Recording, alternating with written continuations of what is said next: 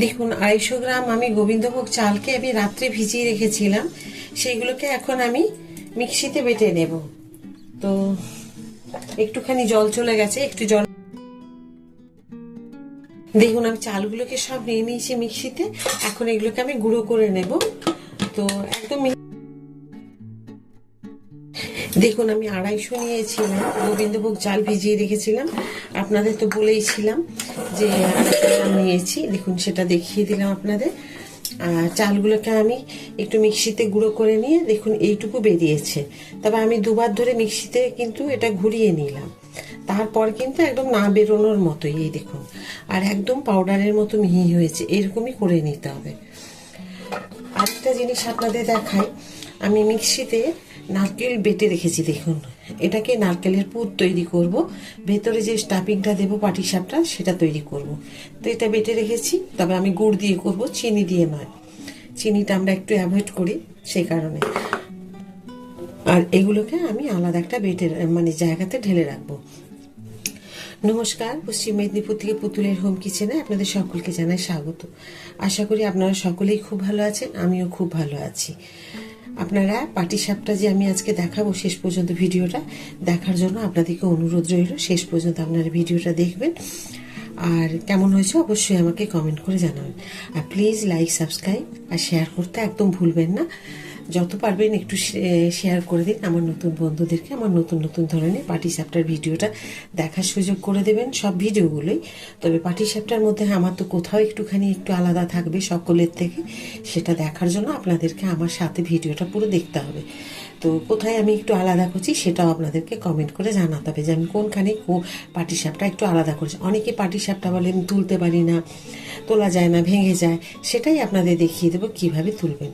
তো চলুন সাথে থাকুন, আমার বাকি যেগুলো জিনিসগুলো রেডি করব সাথে আপনারা থেকে দেখে নিন। দেখুন গুড় আমি দিয়ে দিয়েছি। তো একটা বড় নারকেলের জন্য আমি দিয়ে দিয়েছি 250 গ্রাম গুড়, দিয়ে দিয়েছি হাফ কাপ জল। হাফ কাপ মানে ছোট, একদম ছোট্ট কাপগুলো যে থাকে সেই কাপের জল দেখিয়ে দিই আপনাদের। দেখুন এই কাপের আমি এইটুকুখানি জল দিয়েছি, মানে হয়তো 4 চামচ হবে, বড় চামচে। তো এই জলটুকু দিয়ে পরে এখন আমি গুড়টিকে গলিয়ে নেব, তারপরে নারকেল দিয়ে আমি ওটাকে তৈরি করে নেব নারকেলের পুর। এখন দিয়ে দেবো দেখুন নারকেল যে আমি বেটে রেখেছি, পুরো নারকেলটাই আমি দিয়ে দিলাম।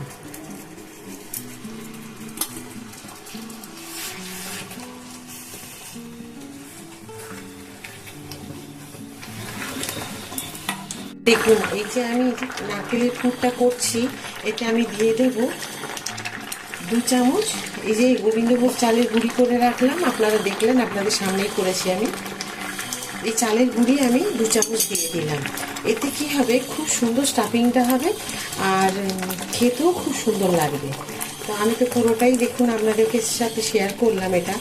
এটা আপনাদের না করলেও পারতাম, কিন্তু আমি দেখিয়ে দিলাম এই কারণে যে যাতে আপনারাও এভাবে তৈরি করে নিতে পারেন। তবে এটা আমি গুড় দিয়ে করেছি, আপনারা চাইলে এটা চিনি দিয়েও করতাম যদি এটা পাটালি গুড় বা খেজুর গুড় এখন থাকতো। যেটুকু ছিল খেয়ে নেওয়া হয়েছে, ফ্রিজে রেখেছিলাম পাটালি গুড় বা খেজুর গুড়। এত লোভনীয় জিনিস বেশি দিন আর ওটাকে সংগ্রহ করে রাখতে পারলাম না, এই পায়ে সেটা ওটা করে খেয়ে নেওয়া হয়েছে। তো হঠাৎ মনে হলো একটুখানি গোবিন্দভোগ চাল দিয়ে বা বাচ্চা ভোগ চাল যেটা বলেন আপনারা কি, তো সেটা দিয়ে একটুখানি পাটিসাপটা করি। তো সেই কারণেই আমি চলে আসলাম গুড় দিয়ে দেখাতে। আপনারা এটা চিনি দিয়ে বাতাসা দিয়েও এটা করে নিতে পারেন, বাতাসা দিয়েও খুব ভালো হয়, মিচড়ি দিয়ে করতে পারেন। তো যাই হোক, এখন আমি এটাকে রেডি করে নিই, তারপর আবার আপনাদেরকে দেখাচ্ছি। দেখুন নারকেলের পুর আমার রেডি। আর 1 মুঠো কাজু বললাম, কিশমিশকে আমি এইভাবে দিয়ে ছড়িয়ে দিলাম এই তিলপুরটার মধ্যে। আর এটাকে আর তৈরি করবো না, এটাকে রেখে দেবো, ঠান্ডা হয়ে গেলে না এটা একদম বসে যাবে, তখন কিন্তু এটাকে দেওয়ার উপযুক্ত হয়ে যাবে। তবে একটু ঠান্ডা না হলে তো পাটিসাপটা করা যাবে না, এই পুরটা গরম গরম দেওয়া যাবে না, ঠান্ডা হয়ে যায়, তারপর আমাদের তৈরি করে আমি দেখাবো। তো ঠান্ডা হওয়া পর্যন্ত আপনারা অপেক্ষা করুন। তো চলুন এখন রেখে দিই এভাবে। পাটিসাপটা দেখুন আমার নারকেল খুব ঠান্ডা হয়ে গেছে।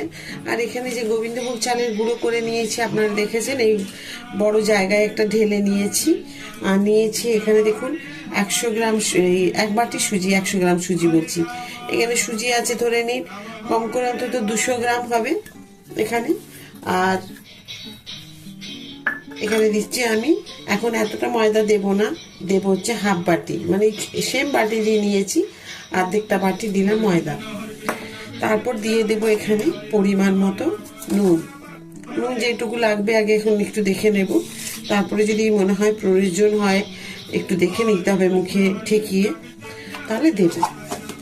আর দেবো এখানে একটু চিনি। আজকে আমার চিনিটা গুঁড়ো করা নেই, তাই অল্প একটুখানি আমি চিনি দিয়ে দিলাম। আপনারা এখানে চাইলে একটু খেজুর গুড় বা পাটালি গুড় যাই হোক দিতে পারেন। তো আপনাদের তো আগেই বলেছি গুড় শেষ হয়ে গেছে, তো যার জন্য আমি একটু চিনি দিয়ে দিলাম। আর এখানে গুঁড়ো চিনির ব্যবহার করবেন, যদি না করেন অসুবিধে নেই, কারণ এটা যখন আমি মাখবো তখনই চিনিটা গুলে যাবে।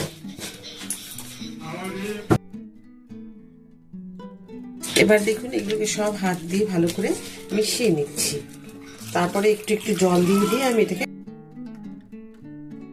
দেখুন আমি একটা দিয়ে এইভাবে খুব ভালো করে আমি এইভাবে ফাটিয়ে নিয়েছি। অন্তত 5 মিনিট হবে এইভাবে করে। তাতে চিনি কি হয়েছে, গুলে গেছে।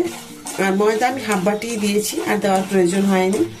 মনে হলো ঠিক আছে, নুন একটু দিতে হয়েছিল, কারণ দেখে নিলাম নুনটা ঠিক আছে কিনা, তো দেখলাম নুন একটু কম হচ্ছে, তখন নুন দিয়ে দিলাম। দেখুন এইরকম হবে।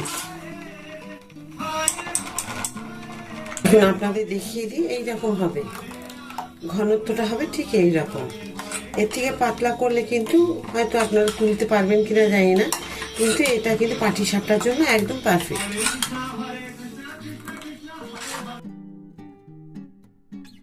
আমি একটা ব্রাশ করে এইভাবে তেল দিয়ে ব্রাশ করে দিচ্ছি।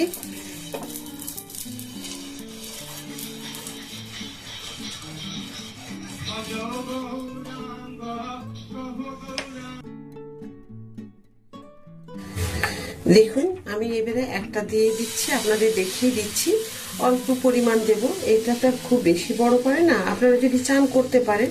ঠিক এইভাবে ডিম্বাকৃতি শেপ করে নেবেন, ওভাল শেপে। ব্যাস 5 মিনিট অপেক্ষা করে যাবেন। আমি লো টু মিডিয়াম ফ্লেমে করছি, হাই ফ্লেমে করলে কিন্তু কালো কালো। এখন এখানে দিয়ে দেবো একটুখানি, এই যে পুরটা দিয়ে দিতে হবে।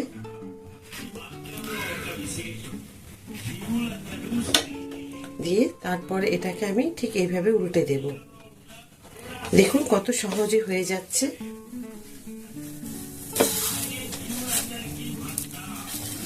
দেখুন খুব সহজ, আপনারা হয়তো ভয় পাবেন অনেকে, আর খুব সহজে কিন্তু হয়ে যায় এটা। দেখুন আমার পাটিসাপটাগুলো সব রেডি হয়ে গেছে, আর দেখতেও খুব সুন্দর হয়েছে। আর বাড়ির লোককে আমি যখন দিলাম তারাও খেয়ে বললো খুব সুন্দর হয়েছে। আমি পুরটা ভর্তি ভর্তি করে দিয়েছি, দেখুন খুব সুন্দর হয়েছে। এইভাবে গোবিন্দভোগ চাল দিয়ে আর একটু সুজি আর একটু ময়দা মিশিয়ে তৈরি করে নেবেন, আমি যেভাবে দেখালাম। খুব সহজভাবে হয়। অনেকে বলেন আমাদের পাটিসাপটা ওঠে না, এইভাবে তৈরি করলে কিন্তু খুব সহজে উঠে যাবে। দেখুন আজকে আমার পাটিসাপটা রেডি হয়ে গেছে। আমি যেভাবে আপনাদেরকে পাটিসাপটা তৈরি করে দেখালাম, গোবিন্দভোগ চাল, একটু সুজি, একটু ময়দা দিয়ে, আপনারাও কিন্তু এভাবে তৈরি করে নিতে পারবেন। আর খুব টেস্ট হবে খেতে। একবার অন্তত তৈরি করে দেখুন আমার মতো করে। যারা পাটিসাপটা তুলতে পারেন না তাওয়া থেকে, তাদেরও কিন্তু উঠে যাবে খুব সহজে, অসুবিধা হবে না একদমই।